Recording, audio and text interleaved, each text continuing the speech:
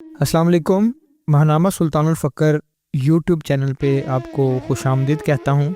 आज का जो हमारा मौजू है उसका उन्वान है फ़रमुदात सुल्तानुल आरफ़ीन, और ये सुल्तानुल आरफ़ीन हज़रत सुल्तान बाहू रहमतुल्लाह अलैह की किताब मोहब्बतुल असरार तुरफ़तुल ऐन भी जिसको कहते हैं उसमें से इक़्तिबास है। और ये मज़मून शाया हुआ है महानामा सुल्तानुल फ़क्र लाहौर अप्रैल 2026 के शुमारे में। सुल्तान बाहू रहमतुल्लाह अलैह फरमाते हैं, इस रिसाला का नाम मोहब्बतुल असरार और तुरफ़तुल ऐन रखा गया है। तलमीज़ुर रहमान वो है जो इस किताब के मुतालिया से राह सलूक के फ़यूज़ व बरक़ात और नुकाते तसव्वुफ़ जान ले। ए अज़ीज़, ये रिसाला तुरफ़तुल ऐन तौहीद में इस्तग़राक़ और मजलिस मुहम्मदी सल्लल्लाहु अलैहि वसल्लम में मुलाकात और बेइंतहा इनायात का वसीला है। ज़िक्र तसव्वुर इस्म अल्लाह ज़िक्र तसव्वुर इस्म अल्लाह के बारे में सुल्तानुल आरफ़ीन हज़रत सुल्तान बाहू रहमतुल्लाह अलैह इस रिसाला यानी मोहब्बतुल असरार में तहरीर फरमाते हैं कि ऐन तौहीद ज़ात तक रसाई तसव्वुर इस्म अल्लाह से मुमकिन है। जो इस्म अल्लाह के ज़ाकिर और मुसम्मा के दरमियान बरज़ख है। दायमी ज़िक्र के बग़ैर वक्ती नमाज कबूल नहीं होती। अगरचे नमाज़ें अदा करते करते कमर कुबड़ी हो जाए और नमाज वक्ती के बग़ैर दायमी ज़िक्र मकबूल नहीं होता। अगरचे पारसाई हासिल करने की कोशिश में वजूद बाल की मानिंद बारीक हो जाए। सुल्तानुल ज़ाकिरीन का ज़िक्र गैर मखलूक है, जिसके लिए बरज़ख इस्म अल्लाह, इस्म लिल्लाह, इस्म लहू और इस्म हू हैं। वासलीन हर आती जाती सांस के ज़रिए ज़िक्र हू में मशगूल रहते हैं, लिहाजा कभी नहीं मरते। इस मर्तबा पर पहुँचकर नफ्स कल्ब बन जाता है, कल्ब रूह बन जाता है, रूह सिर बन जाती है और सिर इस्म अल्लाह ज़ात में बदल जाता है। तौहीद, इस्म अल्लाह तौहीद है और तौहीद गैर मखलूक है। मोहिद उन्हें ही कहते हैं जो मुतलिक अहले तौहीद बन जाएं। मकाम तौहीद कहाँ है? जहाँ अल्लाह है। अल्लाह कहाँ है? अल्लाह मेरे साथ है। मैं कहाँ हूँ? अल्लाह के साथ। ये सुल्तान बाहू रहमतुल्लाह अलैह फरमा रहे हैं इस किताब में। फिर आगे आप रहमतुल्लाह अलैह मुर्शिद कामिल अकमल के बारे में बयान फरमाते हैं कि जान लो मर्द मुर्शिद वो है जो बग़ैर ज़िक्र फ़िक्र और बिना रियाज़त व मुशक्क़त तसव्वुर इस्म अल्लाह ज़ात के ज़रिए मजलिस मुहम्मदी सल्लल्लाहु अलैहि वसल्लम की हुजूरी में ले जाए। मुर्शिद कामिल अकमल पर शक न कर, क्योंकि जो शक करता है काफिर हो जाता है। जो मुर्शिद खुद साहिब हुजूर हो उसके लिए अपने तालिबों को भी हुजूरी में पहुँचाना क्या मुश्किल और बईद है। वसीला मुर्शिद के बारे में फरमाते हैं, फ़जीलत वसीला मुर्शिद के साथ हासिल होनी चाहिए, क्योंकि बग़ैर वसीला के फ़जीलत किसी काम नहीं आती। जिस तरह फ़जीलत मनसब क़ज़ा पर पहुँचाती है, इसी तरह वसीला मुर्शिद फ़क्र फ़ाक़ा की बदौलत रज़ाए इलाही तक पहुँचाता है।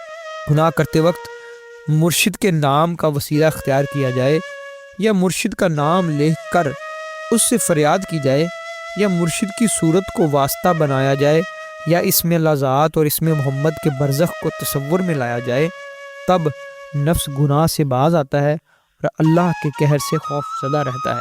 इरफान नफ्स के बारे में आप रहमतुल्लाह अलैह बयान फरमाते हैं कि तेरी आँख तेरे वजूद में छुपे नफ्स को क्यों नहीं देखती? तुझे चाहिए कि अपने राहज़न नफ्स को मार डाल। अल्लाह ताला इंसान के साथ उस तरह होता है जिस तरह हड्डी में मग़ज़। इरशाद बारी ताला है सूरह ज़ारियात आयत नंबर 21, वफ़ी अनफुसिकुम अफ़ला तुबसिरून, और मैं तुम्हारे अंदर हूँ, क्या तुम नहीं देखते? बाहू, अगर कोई कहे कि अल्लाह ताला की निशानी दो, तो उसे कह दो कि तेरा जानी दोस्त तो तेरी जान से भी ज़्यादा नज़दीक है।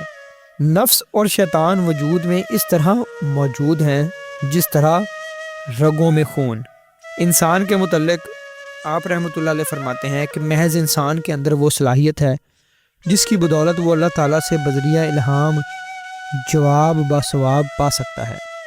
महज इंसान के अंदर वो सलाहियत है जिसकी बदौलत वो मजलिस मुहम्मदी सल्लल्लाहु अलैहि वसल्लम की हुजूरी से मुशर्रफ होकर मसरूर व मग़फ़ूर हो सकता है। محض انسان کے اندر وہ صلاحیت ہے جس کی بدولت وہ نفس و شیطان پر غالب آ کر انہیں مغلوب کر سکتا ہے۔ اللہ تعالیٰ انسان کا طالب ہے اور انسان کا ظہور بھی اللہ سے ہے۔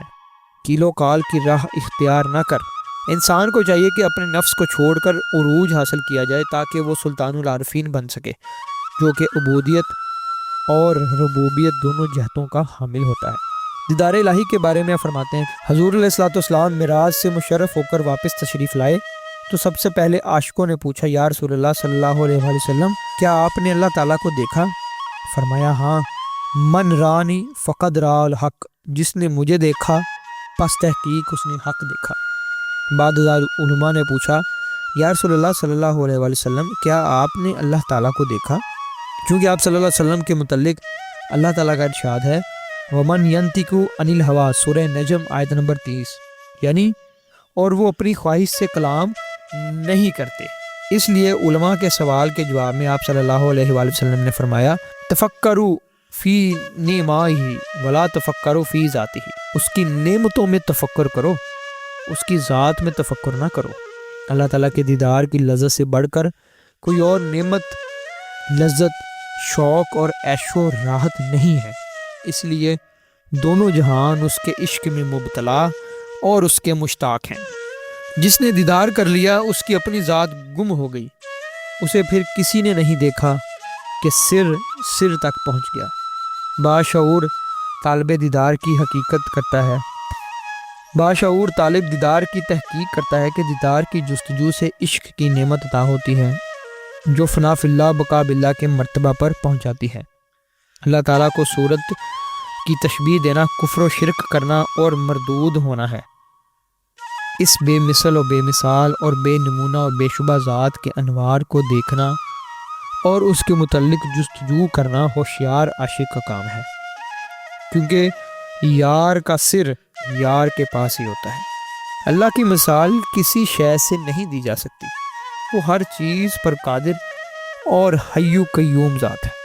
میں نے اللہ تعالیٰ کی رحمت کو دیکھا تو اس کے راز کو پا لیا، وہ لامکان ہے، اس کی نشانی کیسے دی جا سکتی ہے؟ فنا فی اللہ فقیر، جب کوئی فقیر فوت ہوتا ہے تو اس کی قبر میں سوال و جواب کے لیے منکر نکیر اسے اٹھاتے ہیں۔ فنا فی اللہ فقیر کی پیشانی پر اسم اللہ ذات واضح دیکھتے ہیں۔ جب فقیر ہاتھ اٹھاتا ہے تو اس کے دائیں ہاتھ پر اسم اللہ ذات اور بائیں ہاتھ پر اسم محمد لکھا ہوتا ہے۔ جب فرشتے یہ احوال دیکھتے ہیں تو دہشت زدہ ہو جاتے ہیں۔ جب تو کسی فقیر کو علم، ذکر و فکر اور تقوی کے حصول کے لیے زہد و ریاضت کی مشقت میں دیکھے تو جان لے وہ ابھی تک گمراہی کے جنگل میں بھٹک رہا ہے اور اللہ سے حجاب میں ہے، جب تک کہ وہ توحید میں غرق ہو کر فنا فی اللہ حضوری میں نہ پہنچے۔ اور جان لو کہ فنا فی اللہ فقیر کا مقام 14 طبقات میں نہیں بلکہ اس کا مقام توحید میں استغراق ہے۔ فقیر کامل کی ایک نظر تمام عمر کی عبادت، تمام علم فضیلت حاصل کرنے اور تمام مسائل فقہ سیکھنے سے بہتر ہے، کیونکہ علم ظاہر جلد اور کھال پر ہی اثر انداز ہوتا ہے۔ معرفت توحید کا علم دوست ہے جو فقیر کے سینہ میں اسرار الہی منکشف کرتا ہے۔ فقیر کا مقام توحید ہے جسے وہ پسند کرتا ہے۔ اہل مقامات حجاب میں ہیں کیونکہ وہ کل یعنی مستقبل کے امیدوار ہیں۔ خواہشات نفس کے بارے میں فرماتے ہیں کہ انسان کے وجود میں 3 خدا ہیں، اول نفس، دوم خواہشات۔ خودی پر مبنی ان دونوں خداؤں کو باہر نکال دے اور اللہ تعالیٰ کے اس فرمان کو خود پر ثابت کر لے جس میں اس نے فرمایا، سورہ النساء آیت نمبر 171، انما اللہ الہ واحد، بے شک اللہ ہی واحد معبود ہے۔ خواہشات نفس کے پیروکاروں کے ساتھ ہوں گے اور اللہ والے اللہ والوں کے ساتھ۔ لوگوں نے اللہ تعالیٰ کے فرمان دوڑو اللہ کی طرف کو دوڑو اللہ سے دور سمجھ لیا ہے، اور جو راہ سلوک میں کسی کو اپنے ہمراہ نہ رکھے وہ گمراہ ہے۔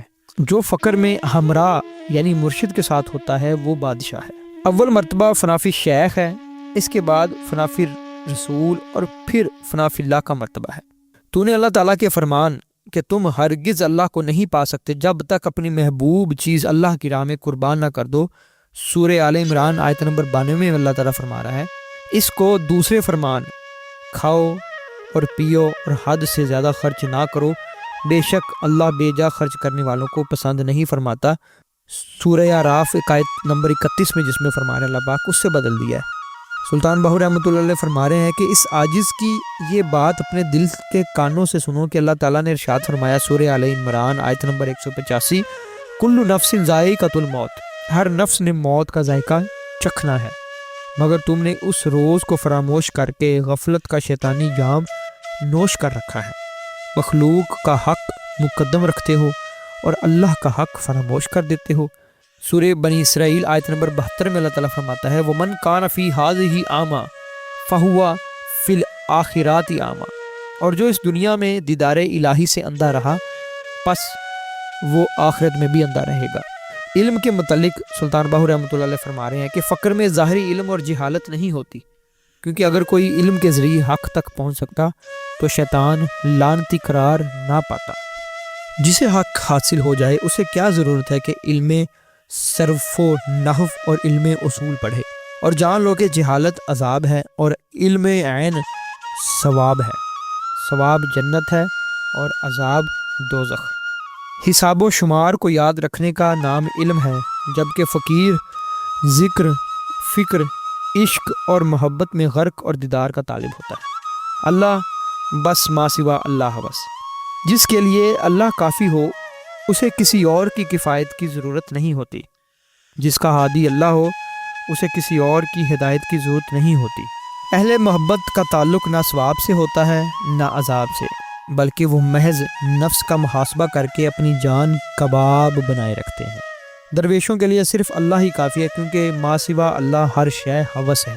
اہل دیدار عاشق اور دیوانے ہوتے ہیں، جبکہ اہل علم روزی معاش اور لذیذ کھانوں کی خاطر دیوان خانوں میں امراء سے ملاقاتوں میں مشغول ہوتے ہیں اور نفس پروری کی وجہ سے اللہ سے بیگانے رہتے ہیں۔ فقراء اور فقہا، فقراء کا یار یعنی اللہ ہمیشہ ان کے ساتھ ہوتا ہے۔ فقراء اور فقہا میں کیا فرق ہے؟ فقراء ذات الہی میں مستغرق صاحب ذوق و شوق ہوتے ہیں، اور فقہا مسائل کے مطالعہ کے لیے ورق گردانی کرتے رہتے ہیں۔ ذکر اللہ سے اللہ ذاکر کا رفیق بنتا ہے۔ فقراء کو اللہ تعالیٰ کی معرفت اور اس کی توفیق حاصل ہوتی ہے۔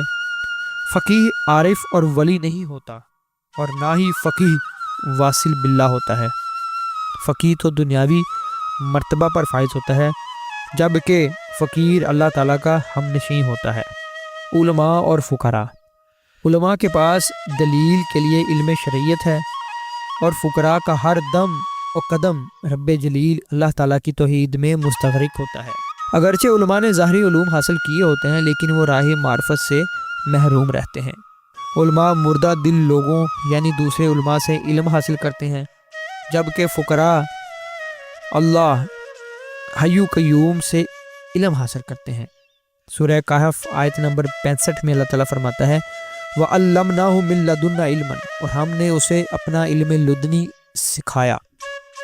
علماء معاش اور مردار دنیا کے مال و دولت کے طلبگار ہوتے ہیں، اور فقیر کی طلب اللہ کا دیدار ہے۔ علماء پر آتش دوزخ حرام ہے، لیکن فقیر پر جنت اور دوزخ دونوں حرام ہیں۔ علماء کون ہیں؟ اہل روایت۔ فقراء کون ہیں؟ اہل ہدایت۔ پس روایت ہدایت کے لیے ہوتی ہے، نہ کہ رشوت اور دنیا کے مال و دولت کے لیے۔ حب دنیا بدعت ہے۔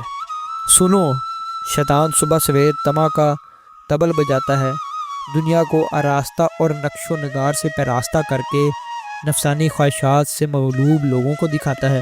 جو دنیا کے مال و دولت کو اپنے ہاتھ میں لیتا ہے، وہ در حقیقت دنیا کو قول دیتا ہے کہ میں تیرا غلام ہوں اور تیرے ذکر و فکر میں مشغول رہتا ہوں۔ دنیا متاع شیطان ہے، جو متاع شیطان اپنے ہاتھ میں لے وہ شیطان کے تابع ہو جاتا ہے۔ جس کے دل میں دانہ برابر بھی دنیا کی محبت ہو، وہ خود کو شیطان کے درجہ میں شمار کرے۔ جو دنیا اور اہل دنیا کو پیش نظر رکھتا ہو، وہ درویش نہیں بلکہ دونوں جہان میں ملعون ہے۔ راہ فقر، جو راہ فقر اختیار کرتا ہے اس کا نفس مر جاتا ہے، اور نفس کا مرنا ہی اصل مقصود ہے، کیونکہ نفس کے مرنے سے طالب اپنے رب اور معبود تک جلدی پہنچتا ہے۔ جو شخص اللہ تعالیٰ کا طالب اور فقیر ہو، خدا نہ خواستہ وہ کبھی غیر شرعی کام نہیں کرتا، اگرچہ اس کی ظاہری حالت خراب ہو۔ اگر کسی کو جہالت کی بنا پر حق حاصل ہوتا تو ابو جہل کعبہ میں موجود ہوتے ہوئے بھی کبھی مرتد نہ ہوتا۔ راہ فقر محبت کی راہ ہے، جیسا کہ صحابہ کہف کا کتا محبت کی بدولت آدمی کے مرتبہ پر پہنچا۔ اے باہو رحمۃ اللہ علیہ، اللہ میرے نزدیک ہے، اسے دور کیوں کہتا ہے؟ میں پلک جھپکنے میں تجھے نور ذات تک پہنچا سکتا ہوں۔ اور جو ظاہری طور پر علم میں مشغول ہو، وہ اللہ تعالیٰ کے ذکر، فکر، استغراق اور معرفت کی باطنی راہ سے بے خبر اور محروم رہتا ہے۔ رضا الہی۔ امام اعظم حضرت ابو حنیفہ رحمۃ اللہ علیہ نے منصب قضاء کو قبول و اختیار نہ کیا اور اپنی جان رضا الہی کے لیے قربان کر دی۔ جو فقیر ظاہری طور پر عبادت میں مشغول نہ ہو، وہ علماء کے نزدیک بظاہر گناہ گار ہوتا ہے، جبکہ علماء جو کہ ظاہری عبادت میں ہی مشغول رہتے ہیں، وہ فقراء کے نزدیک باطنی طور پر گناہ گار ہوتے ہیں۔ فقیر باطن میں حضرت خضر علیہ السلام کے مرتبہ پر ہوتے ہیں، جن کا قصہ سورہ کہف میں بیان ہوا ہے کہ خضر علیہ السلام نے کشتی توڑ دی، بچہ قتل کیا اور دیوار کو تعمیر کر دیا۔